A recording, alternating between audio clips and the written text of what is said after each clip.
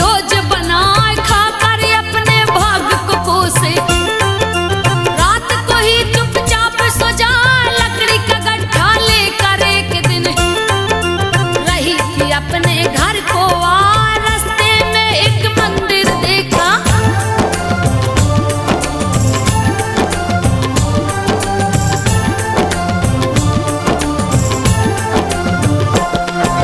रास्ते में एक मंदिर देखा उसमें राम रही फरमान रख दिया लकड़ी का गड्ढा। घुस गई मंदिर में जाए उसमें माँ की मूरत देखी। जो माता संतोषी कहाँ बहुत सी स्त्रियां उसने देखी।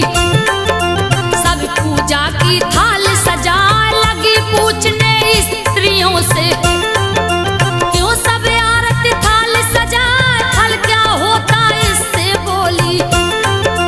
सारी बातें दो समझा एक स्त्री ने उसे बताया।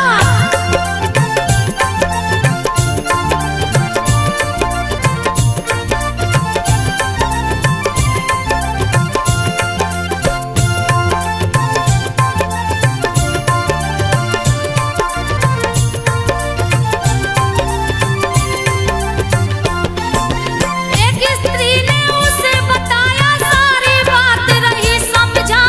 माता संतोषी का व्रत है उनको पूजने हम सब आए। माता जी को जो भी पूजता अन्य धन से घर भर जाए दूर हो जाती है निर्धनता। परिवार सुख शांति पाए जीवन में सुख शांति आती। मनवांछित फल सब पा जाए सदा सुहागन औरत रहती। कन्या मन के योग्य वर पाए सुख संपन्न हो जाते प्राणी।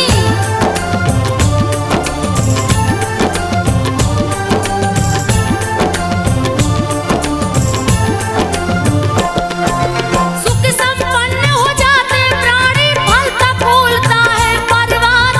निसंतान को लड़का होता खुश होता संतान को पाए परदेसी घर वापस आता। जिस पर माता होती सहाय जीत हो जाती कहीं भी रण में। सारा मुकदमा खत्म हो जाए घर का कलह नष्ट हो जाता। धन संपत्ति देती बढ़ाए संतोषी संतोष है देती। मनोकामना पूर्ण हो जाए सभी स्त्रियां उसे बताई।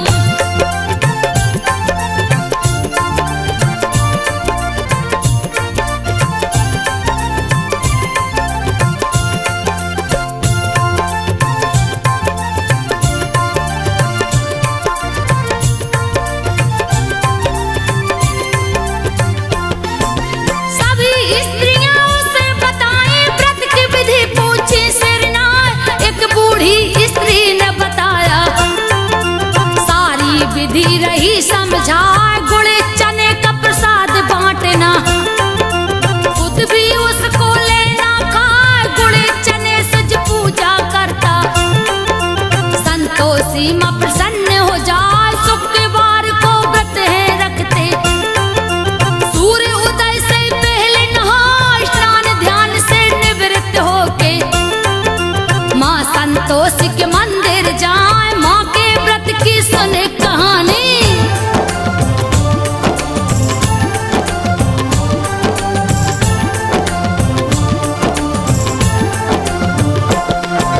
माँ के व्रत की सुनो कहानी। जा मंदिर में ध्यान लगा मंदिर में यदि जा न सको तो घर में लो मूर्ति बनवाए। मूर्ति भी घर नहीं बने तो उनका फोटो लो मंगवाए। मंदिर छोटा घर में बनाकर माता की पूजा की जाए। खट्टी चीज को खाना नहीं है परिवार भी कोई न खाए। पूछ लिया माता के व्रत को सुन के विधि गई हर साल करूंगी व्रत संतोषी माँ का।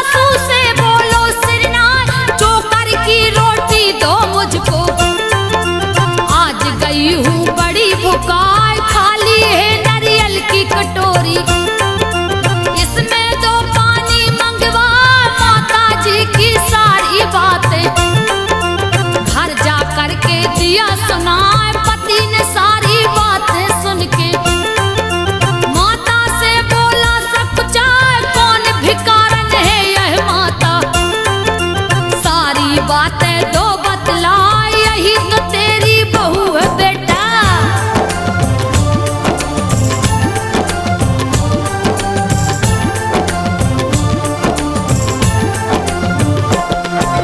यही तो तेरी बहू है बेटा, लिया है ऐसा हाल बना।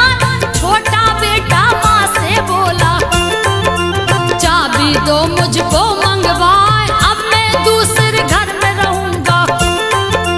अलग मकान को लिया बना, शुक्रवार को पत्नी बोली। माँ के व्रत को लिया उठा, उसका उद्यापन करना है। पति ने दिया सामान मंगाए, माँ के कृपा से दिन पलटा है। दिया उद्यापन शुरू करा, ईर्ष्या करने लगी जिठानी।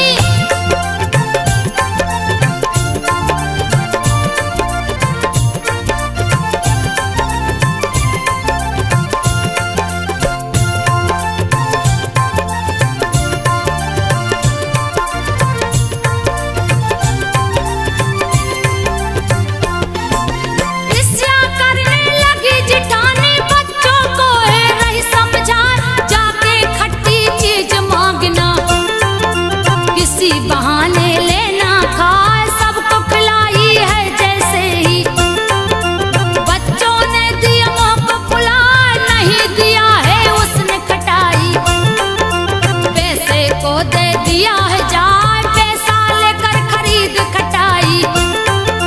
सभी ने लिया है मुँह से लगा, उसके पति को पकड़ ले गए। राजा के सिपाही आए, माता का व्रत भंग हो गया।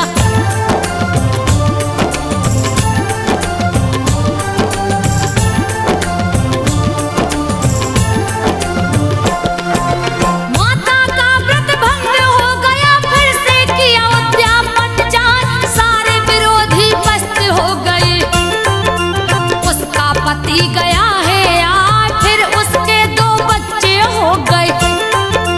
माँ संतोषी हुई सार, गंदी बूढ़ी माँ बन आई। सबने दिए फटकार